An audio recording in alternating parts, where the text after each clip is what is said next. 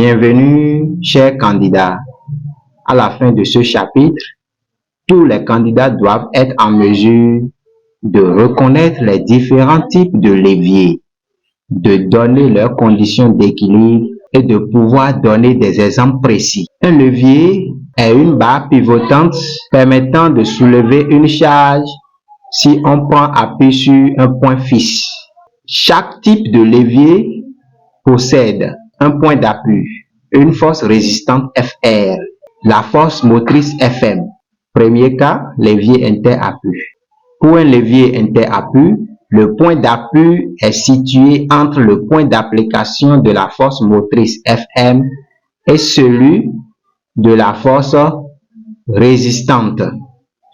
Si nous observons bien sur la représentation, au niveau de A, nous avions représenté la force résistante dirigée vers le bas, la force motrice au niveau de l'extrémité B et au point d'appui 0, la réaction R orientée vers le haut. Condition d'équilibre.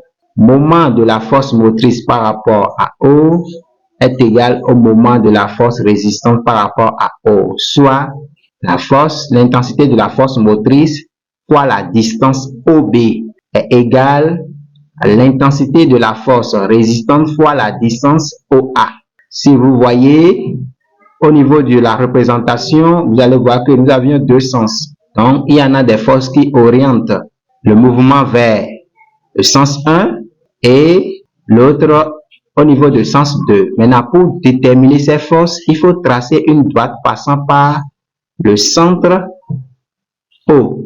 Et ici présent, la droite passant par le point d'application O a touché la force motrice.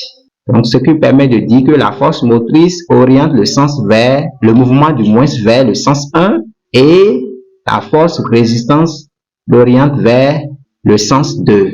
Exemple de levier interappui. Nous avions arrache-clou, pied de bûche, ciseaux, sécateur. Deuxième cas, levier interrésistant. Pour les leviers interrésistants, le point d'application de la force résistante FR est situé entre le point d'appui et le point d'application de la force motrice FM. Au niveau de la représentation, dans ce cas, la force motrice est orientée vers le haut. Par contre, au niveau de point A, la force résistance est orientée vers le bas. Ça vous permet de comprendre la différence entre levier interappui et la représentation de levier interrésistant. Au niveau de la condition d'équilibre, après avoir appliqué le théorème des moments, c'est-à-dire moment de Fm par rapport à O est égal au moment de Fr par rapport à O, soit F fois OB égale à Fr fois OA. Exemple de levier interrésistant, nous avons la brouette, couteau du boulanger, décapsulaire.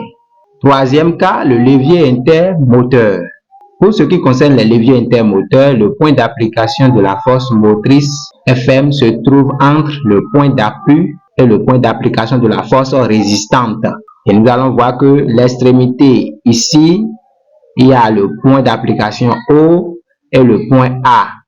Et pour cette fois-ci, la force résistance pour les leviers intermoteurs est orientée de A vers le haut.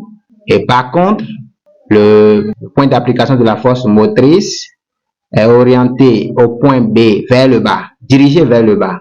Cela nous permet de faire la différence entre la représentation d'un levier interrésistant devant un levier intermoteur. Condition d'équilibre. Le moment de Fm par rapport à O est égal au moment de Fr par rapport à O, d'après le théorème des moments, soit Fm fois OB égale à Fr fois OA. Exemple de levier interrésistant. Agrafeuse, articulation de coude, pédale de machine à coudre. Si vous aviez aimé, n'oubliez pas de vous abonner et partager autour de vous. Merci chers candidats, à bientôt.